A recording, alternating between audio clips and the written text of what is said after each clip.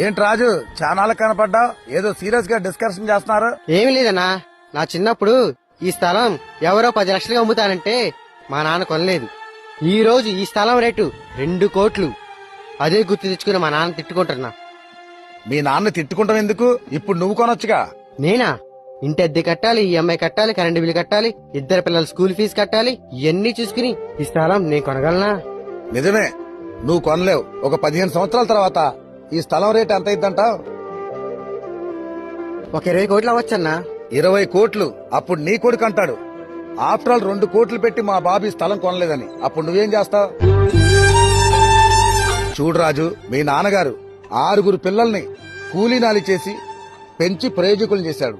ఇప్పుడు నువ్వు జాబ్ చేస్తానే ఆ స్థలం కొనలేనంటున్నావు. మరి కూలి పని చేస్తూ ఆయన ఎలా కొనగలడు? ఎప్పుడు తల్లిదండ్రుల గురించి సులకనగా మాట్లాడకు. వాళ్ళేం చేసినా మన మంచికే చేస్తారు.